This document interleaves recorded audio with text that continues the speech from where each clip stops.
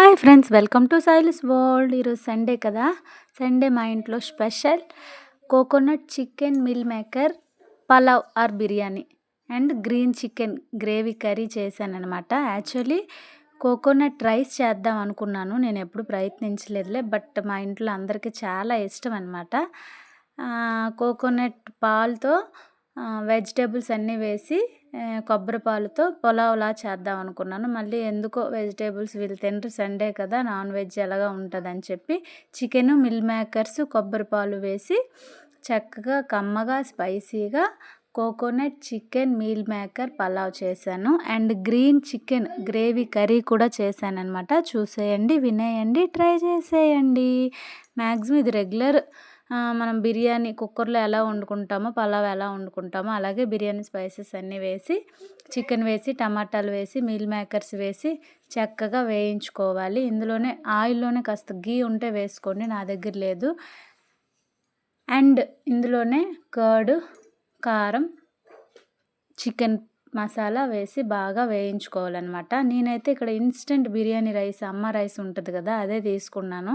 నాకు టైం లేనప్పుడు త్వరగా చేసేయాలి అనుకునేటప్పుడు మ్యాక్సిమం ఇదే తెచ్చేస్తానమాట. అందులో బిర్యానీ స్పైసెస్ అటు ఇటు అవ్వవు, ఆల్రెడీ వాడు కలిపేసే ఉంచుతాడు కాబట్టి.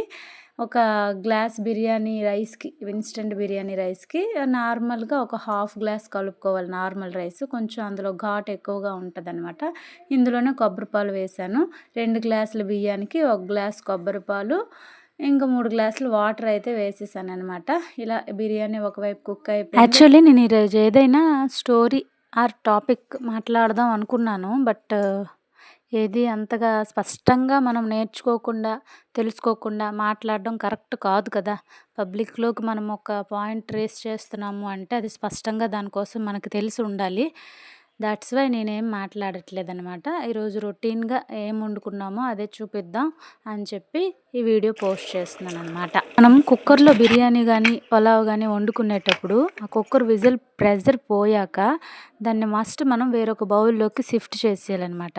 అక్కడ మనం కిందన మంట ఆర్పేసినప్పటికీ కుక్కర్ అనేది దలసరగా ఉంటుంది కదా, ఆ హీట్కి కుక్కర్ అడుగు భాగాన ఉన్న బిర్యానీ ముద్దగా అయిపోద్ది. పైనంతా బాగానే ఉంటుంది కానీ కాసేపటికి కుక్కర్ అడుగు భాగాన ముద్దగా అయిపోద్ది. అలా అవ్వకుండా బిర్యానీ మొత్తం ఈవెన్గా ఉండాలంటే వేరొక బౌల్లోకి షిఫ్ట్ చేయాలన్నమాట. ఇక్కడ గ్రీన్ చికెన్ అయితే నేను వండుతున్నాను.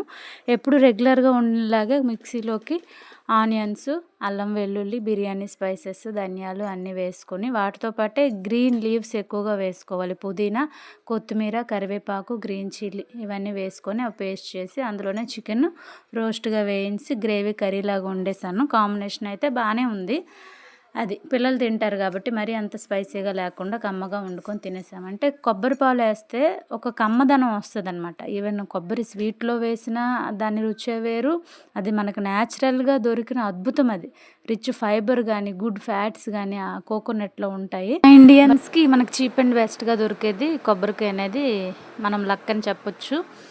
అదనమాట. ఇలా అయితే మా సండే కోకోనట్ బిర్యానీతోని, కోకోనట్ గ్రీన్ చికెన్ గ్రేవీ కర్రీతోని ఫినిష్ చేసాము. ఇంకా మంచి మంచి వీడియోస్ కోసం please watch Sailis world and subscribe, like. Bye bye. నా కొడుకు అయితే ఫుల్గా ఎంజాయ్ చేస్తున్నాడు అనమాట. ఈ వర్షానికి ఈ బిర్యానీ అన్నీ మేమైతే ఎంజాయ్ చేసాం. బాయ్.